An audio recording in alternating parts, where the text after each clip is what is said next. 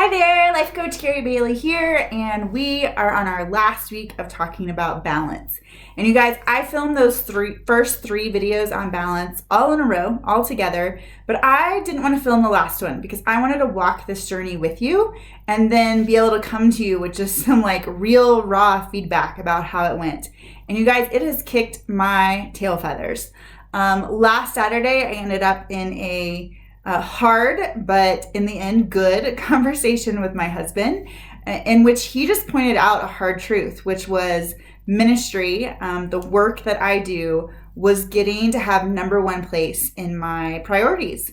And they were trumping faith and they were trumping family. And that's not okay with me. And so I had to take a step back and I had to say, what can I stop doing in order to bring faith and family back into balance, in order to have everything evenly distributed so that nothing is knocking the other one off the scale, right? I needed to stop doing certain things. And so I just took a week last week and I did that. And you might be like, well, what can you stop doing? But the reality is there's a lot of things. You guys, I only went on social media one time last week, and that was to share about this video, share the tips and tricks video for last week because I wanted to keep that commitment. Otherwise, I stayed off.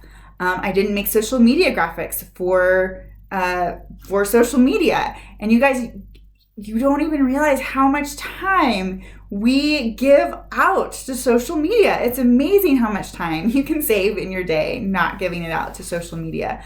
I canceled classes that I was offering. I said hey, I'm going to stop turning my front living room into an entire video studio and instead just shoot these in my office so I don't have to rearrange and pull down lamps from the kids' room and make it all happen. Sure, the quality may be better in there, but it's going to be okay, right? I just simply chose to stop doing things that were not necessary. It doesn't mean that they can't come back once everything is evenly distributed in balance. But it's what needed to be done. And you guys, that didn't mean that I was a total busy bee last week either. For me, that meant lingering longer in my morning devotional time. It meant doodling and drawing and playing. It did mean, I cleaned out my closet of clothes. I took care of the floors on the, doing a deep clean on the hardwood floors. Every toilet in my house finally got scrubbed.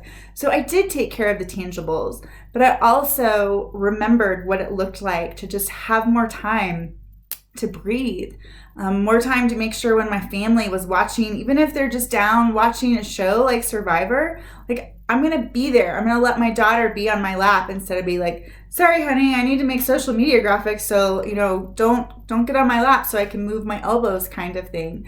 And so for this last week on balance, the number one question I have for you is what can you stop doing so that you can bring things into an even distribution of weight? And you guys, I'm almost there. I am so proud that I literally made every doctor's appointment I needed to make. I have a mammogram scheduled. I have a physical scheduled. I have dentist appointment scheduled. I got all caught up on the bills.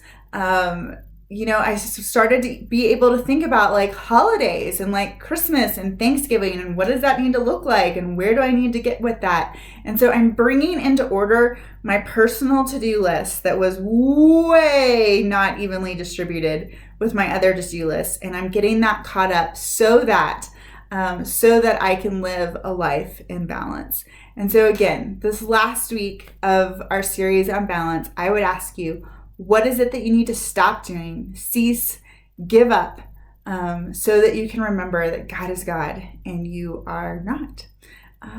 All right, I hope you've enjoyed this time, and I will talk to you again soon.